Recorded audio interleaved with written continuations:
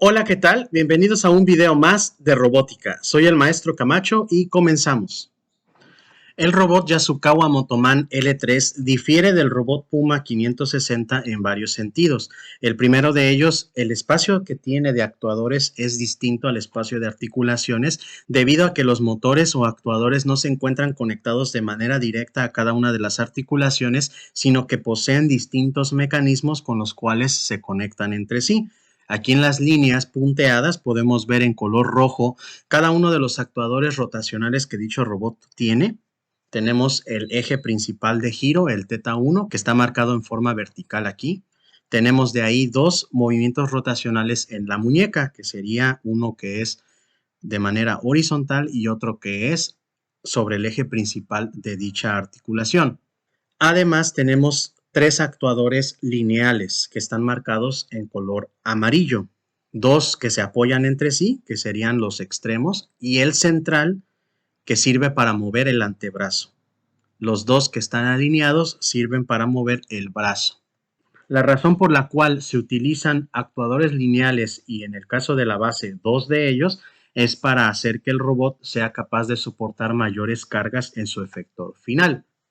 De la misma manera, los ejes rotacionales no se encuentran conectados directamente a los actuadores, sino cuentan con un sistema de reducciones. En esta figura podemos observar el mecanismo de la segunda articulación, que es la articulación que hace que el brazo suba y baje o gire respecto a este punto de rotación B. Para ello debemos entender que los dos actuadores lineales que mueven el brazo se encuentran ubicados en esta posición debajo de la letra C y que estos pueden rotar precisamente respecto al punto C. El movimiento que realizan no es el de vueltas completas, sino un vaivén, como si fuera un balancín. El vástago de cada uno de estos dos actuadores se representa aquí por la distancia que hay desde el punto C hasta el punto D, la cual, por supuesto, es variable y estamos llamando G2. Por acá abajo se encuentra un triángulo que empieza en A, pasa en B y termina en C. Este triángulo es fijo y sus longitudes también son constantes. Las longitudes están representadas por alfa, phi y gamma, todos respecto al eslabón número 2, por lo tanto son alfa 2, phi 2 y gamma 2, que están mostradas de este lado. Beta 2 es la distancia que hay desde el punto B, que es el punto pivote o el punto de rotación del brazo completo, hasta este otro punto D, en el cual dicha distancia se va a considerar constante. Esto quiere decir que cuando G2 cambie de tamaño o cambie de longitud, la posición del punto D va a variar en forma rotacional respecto a C y eso va a provocar que, como este eslabón es de la misma longitud, haya una rotación completa en el brazo número 2 a partir del punto B. Las variables de interés van a ser el ángulo θ2, que por supuesto es el que nos interesa más, que es el ángulo que se forma desde esta línea punteada Q, que es siempre horizontal, y la línea que en esta posición se encuentra vertical, apuntando hacia arriba. Este ángulo se le llama θ2 negativo porque nosotros no estamos buscando la representación desde esta perspectiva, sino el ángulo desde la vista lateral del otro lado. También tenemos el ángulo psi2, que es el ángulo que se forma a partir del punto B respecto a la línea BD y la línea BC, que serían alfa 2 y beta 2. Dicho ángulo es variable porque aunque el punto C y el punto B sean fijos, el punto D se encuentra girando respecto a C y por lo tanto va a haber una variación en la orientación de esta barra BD. Por lo tanto, el ángulo psi2 tendría que ser variable. También hay un ángulo que nos va a ser de utilidad, que va a ser el ángulo desde el punto B, que se forma con las líneas AB y BC, que serían alfa 2 y gamma 2. Este ángulo de aquí es un ángulo que vamos a considerar constante porque ya sabemos que el triángulo ABC no se mueve de posición en ningún momento. También hay un ángulo omega 2, el cual también es constante porque el ángulo que se genera entre el eslabón BD y la línea que atraviesa la articulación o el eslabón número 2 también es constante, o sea, giran juntas. Para la articulación 3 tenemos un caso similar al de la articulación 2, solo que nuestros pivotes ya no van a ser los mismos. Por un lado tenemos este punto que estamos llamando G, que es el punto a través del cual hace un balanceo nuestro actuador trasero. Su vástago se extiende desde el punto G hasta el punto H, que estamos representándolo mediante la letra G3, que es la variable de interés en este caso. El segundo pivote está aquí arriba en el punto J, donde precisamente se presenta el ángulo θ3 positivo. Cuando G3 se contrae y se extiende, este brazo que va de H a M, cuya longitud es constante, hace que la M gire respecto al punto J, lo cual altera el ángulo θ3. Vean que el ángulo θ3 no nada más depende de sí mismo, sino también depende de esta otra barra que empieza en F y termina en P, la cual está controlada a su vez por el ángulo θ2 del mecanismo de la articulación 2 que vimos en la diapositiva anterior. De la misma manera que en la articulación número 2 tenemos un triángulo que aquí estamos llamando E, G y F, el cual posee un ángulo que se forma desde el punto de vista de alfa 3 y de gamma 3, que vamos a llamar ángulo GFE o ángulo EFG, y un ángulo psi 3 que está representado a partir del punto F desde la línea B3 hacia la línea alfa 3.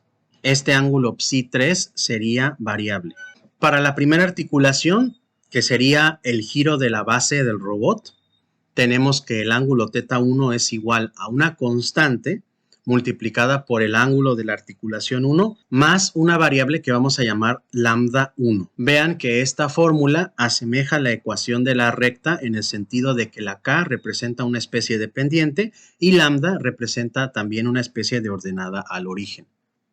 Este A1 es el ángulo en el cual se encuentra girando nuestro motor de la base y el θ1 sería el ángulo en el cual está girando el brazo articulado. En todos los casos, K1 va a ser un valor inferior a la unidad. Esto quiere decir que el motor requiere dar múltiples vueltas para que θ1 se coloque en una cantidad de grados inferior a una vuelta. Lambda 1 representa el punto de inicio. Cuando A es igual a 0 grados, ¿cuántos grados se encuentra inclinado la articulación número 1 de la base? Esta ecuación se repite para todos los actuadores que vamos a ver más adelante, como en el caso de G2, por ejemplo, que aquí observamos exactamente la misma ecuación. Sin embargo, la A2 representa algo totalmente distinto a A1. En este caso, A2 es una longitud, debido a que el actuador 2 o los actuadores número 2 son lineales. Entonces, A2 se convierte entonces en una distancia, la cual se puede igualar a una distancia también, que recordemos es G2. En el caso de un actuador lineal, lambda 2 representa la longitud inicial del vástago cuando la posición del actuador es igual a 0. Y K2 representa también una constante de proporción de movimiento. Dos de las ecuaciones geométricas que tenemos que utilizar para encontrar el valor de θ2, que es nuestra siguiente articulación, están dadas por la ecuación de la ley de los cosenos y la tangente simple del ángulo ABC, que ya habíamos explicado que se encuentra en este punto de acá. Como sabemos que este triángulo ABC es un triángulo rectángulo, si nosotros queremos calcular la tangente de este ángulo B, sabemos que es el cateto opuesto entre el cateto adyacente, que es la fórmula que observamos aquí. Esta otra fórmula superior representa la ley de los cosenos, que respecto al ángulo psi2, que sería este de aquí, que está representado por el punto B, es igual a G2 al cuadrado, que es el lado opuesto al ángulo a calcular, de este lado, igualado a la suma de los lados que conforman el ángulo en cuestión, que serían alfa y beta, elevados al cuadrado y sumados, menos 2 veces alfa por beta, por el coseno del ángulo que queremos calcular. Si de esta ecuación nosotros despejamos psi2, obtenemos esta otra ecuación, el coseno cuyo ángulo es igual todo este argumento, que es el despeje de estos elementos de la fórmula. La única diferencia entre esta ecuación y esta es la representación de G2. Nosotros ya estamos modificando el valor de G2 a lo que vale según la ecuación lineal de desplazamiento del actuador respecto al movimiento del eslabón G2, que sería la sustitución de este valor aquí, que es esto que vemos en la parte inferior. Entonces, toda esta ecuación representa básicamente una suma algebraica de diferentes ángulos. Véase que es el ángulo ABC más el ángulo que aquí se llama psi 2, más el ángulo omega 2, que es constante, menos 270 grados constantes.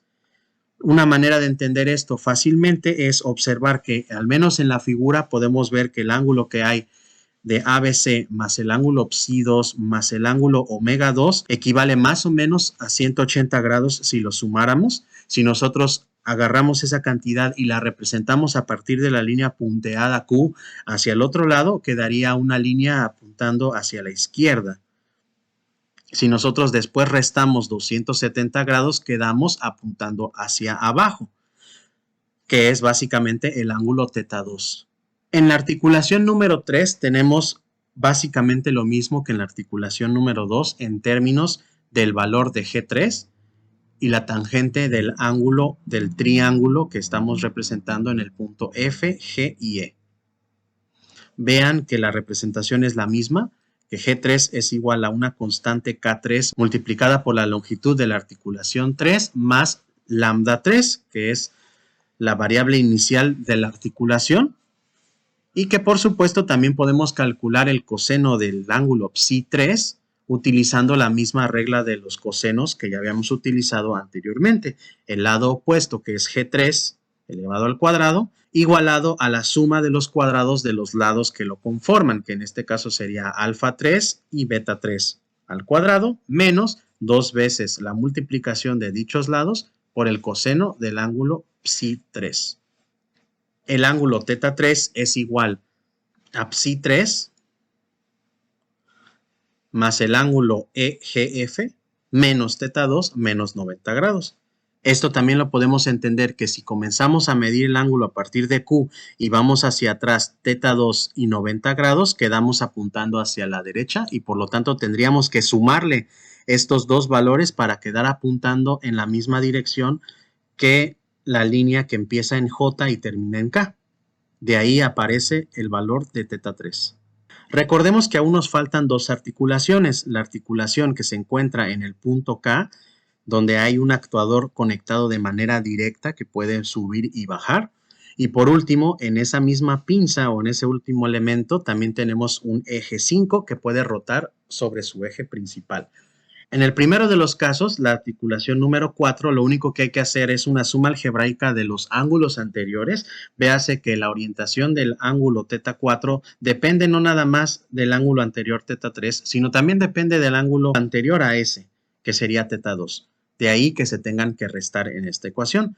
El signo negativo en la K indica que la relación que hay entre el giro del actuador 4 respecto a la articulación es contrario. Esto se puede pensar fácilmente en que entre el actuador 4 y la articulación solo existe un par de engranes conectados, de tal manera que si A4 gira en el sentido de las manecillas del reloj, θ4 debe girar en el sentido opuesto. Lambda 4 nunca va a cambiar de signo porque siempre se va a representar como si fuera una especie de constante de integración. Recordemos que en una integral la constante de integración no cambia de signo independientemente de los valores por los cuales se le multiplique. Lo anterior se puede ejemplificar más fácilmente en la articulación número 5. El ángulo θ5 no varía en función de ninguno de los ángulos anteriores debido a que es un giro en su propio eje de articulación. Por lo tanto, la única representación que hay que hacer es la tradicional, multiplicar por una constante de proporción y sumarle un valor inicial, que en este caso sería lambda 5. Aquí tenemos un signo negativo por las mismas razones que en el caso anterior. Si nosotros giramos el actuador A5 en un sentido, la articulación 5 gira en el sentido opuesto. En esta figura podemos observar la asignación de tramas para este robot. Se facilita respecto al Puma 560 en el sentido de que solo vamos a necesitar 5 tramas, ya que hay solamente 5 grados de libertad en el robot. La trama base, la trama número 1, que es una rotación sobre el eje Z, que es vertical. Después tenemos 3 rotaciones que son paralelas entre sí, una representada por el eje Z2, que es el movimiento del brazo, que es accionado por los dos actuadores lineales de los costados, Z3, que es el movimiento del antebrazo, que es accionado a su vez por el motor lineal central, y por último, el movimiento sobre Z4, que es el movimiento de la muñeca, El último de los giros es en el eje del plato o el sitio donde se sujeta la herramienta. Observando esta figura podemos determinar los parámetros de Denavit-Hartenberg que siguen a continuación. Para la trama número 1 podemos observar que tanto A como D son igual a 0. Eso quiere decir que las tramas 1 y la trama base comparten origen. Eso lo podemos observar en la siguiente figura, que X0 y X1 y Z0 y Z1 apuntan en las mismas direcciones y aparte comparten origen. Para la trama número 2 también se comparte origen, es por eso que la D y la A son igual a 0 también. Sin embargo, aquí hay un cambio de orientación del eje Z respecto a la X anterior, que sería la X1. Por regla de la mano derecha, podemos observar aquí que X1 apunta hacia adelante. Eso quiere decir que cualquier desplazamiento de Z que apunta hacia la derecha será negativo y cualquier movimiento que apunte hacia la izquierda será positivo. En este caso, el movimiento está siendo negativo porque apunta hacia la derecha respecto a la posición original de Z1. Es por eso que alfa 1 va a ser igual a menos 90 grados. Obsérvese también que el eje X2 apunta en un sentido distinto al eje X1. El manipulador se encuentra en una posición en la cual θ2 es igual a 0. Esto quiere decir que el ángulo θ2 debe tener un desfase respecto a la posición original. Es decir, 0 no es con el brazo apuntando hacia adelante, sino apuntando hacia arriba, como se muestra en la figura. De ahí que en la conversión del espacio de actuador al espacio de articulación se haya tenido que agregar un 270 negativo. Ese 270 negativo representa la posición nueva del eje X2 respecto al eje X1 y se justifica como ya vimos anteriormente. Para los parámetros de Denavit-Hartenberg no va a ser necesario escribir dicho traslado porque ya se hizo en la conversión anterior. Para la trama número 3 vamos a observar que sí existe un desplazamiento sobre A, que sería el eje X anterior. Vamos a mostrarlo en esta figura. El punto de origen es aquí y nosotros queremos trasladarnos hacia esta otra posición. Por supuesto, la distancia que nos estamos moviendo desde este punto a este punto se está llevando a cabo a través del eje X2, una longitud L2. Como este robot no tiene un desplazamiento lateral y se encuentra totalmente centrado, es posible colocar estas tramas a la mitad de cada uno de los segmentos y no vamos a tener un desplazamiento sobre Z. El caso de la trama número 4 es similar al de la trama número 3, en el sentido de que no tenemos un desplazamiento sobre Z ni una torsión sobre X. Sin embargo, sí tenemos un desplazamiento sobre X y un giro o un cambio de orientación sobre Z. Vamos a verlos en la figura anterior. Vean que la Z de la trama 4 y la Z de la trama 3 apuntan hacia la misma dirección. Eso quiere decir que ahí nada más va a haber un cambio de orientación sobre Z. En X no va a haber ningún tipo de cambio, dado que X3 y X4 apuntan hacia el mismo sentido. El desplazamiento que hay que hacer para llegar desde este punto de origen de la trama 3 hasta el punto de origen de la trama 4 se está dando sobre el eje X3 y es al que estamos llamando L3. Por último, tenemos la trama número 5. Observen que en la trama número 5 el eje Z no apunta hacia el mismo lugar. En el primer caso apunta hacia la derecha y aquí apunta hacia el frente. Y la X también cambió de orientación y ya no apunta hacia adelante, sino apunta hacia abajo. Vamos a observar los parámetros de Denavit-Hartenberg para la trama número 5. 90 grados positivos sobre X y θ5 grados sobre Z. Aquí de nuevo en la figura podemos observar los 90 grados negativos de X. Girando sobre X5 podemos llevar a Z4 hacia Z5 aplicando la regla de la mano derecha. Cualquier desplazamiento hacia adelante sería positivo y cualquier desplazamiento hacia atrás sería negativo. Como el desplazamiento es hacia adelante, entonces Z5 sería más 90 grados. Una vez obtenidos los parámetros de Denavit-Hartenberg de este manipulador, podemos calcular cada una de las matrices de transformación asociadas. En este caso vamos a tener 5 matrices desde la trama 1 a la 0 hasta la trama 5 respecto a la trama 4. Las ecuaciones se obtienen utilizando esta fórmula y sustituyendo cada uno de los parámetros de Denavit-Hartenberg para las filas, de tal manera que obtengo estas 5 matrices. Aquí podemos explicar rápidamente que en el primer elemento tenemos la matriz de rotación de Z de manera pura, sin giros, sobre X, y en el caso de las columnas tenemos un desplazamiento nulo, por lo tanto 1 y 0 comparten origen. Otras tramas que comparten origen serían la trama 2 con respecto a la 1 y la trama 5 respecto a la trama 4. Todas las demás no comparten el origen. En el caso de la trama 3 respecto a la trama 2, hay que desplazarse sobre X L2, y en el caso de la trama 4 respecto a la trama 3, hay que desplazarse L3 sobre X también. En el caso de la transformación de 4 respecto a 3 y la transformación de 3 respecto a 2, observen que como no hubo una rotación sobre X, la matriz de rotación de Z se mantuvo intacta de esta manera y también por acá. En el caso de la transformación de 5 respecto a 4 y la transformación de 2 respecto a 1, existió un cambio de ángulo sobre X, lo cual ocasionó el movimiento de los elementos de la matriz de rotación de Z. En este caso fue un movimiento negativo de menos 90 grados y en este otro caso fue un movimiento positivo de 90 grados. Si multiplicamos cada una de estas matrices de transformación homogéneas de manera consecutiva como se muestra en esta figura, obtenemos otra matriz de 4×4 cuyos elementos son los que se muestran en esta diapositiva, empezando en el 1, 1 y terminando en el 3, 3, que son 9 elementos para la orientación, y PX a PZ, que son los 3 elementos para la posición. Aquí observamos una nueva notación, por ejemplo, aquí dice S234, esto quiere decir que es el seno de la suma de 3 ángulos, el ángulo θ2 más θ3 más θ4. Hago primero la suma y después calculo el seno del resultado que me dio esa operación. Lo mismo con el coseno. El coseno de 234 quiere decir el coseno de θ2 más θ3 más θ4. Primero sumo θ2, θ3, θ4 y lo que me dé le calculo el coseno. En estas ecuaciones también se puede mostrar cierta simetría o similitud entre los elementos. Por ejemplo, aquí tenemos el coseno 234 y el coseno 5, que son el mismo para los primeros dos elementos y que solamente cambia el coseno y el seno. Y aquí también solamente cambia el seno y el coseno y el segundo término o el segundo elemento es el mismo en ambos.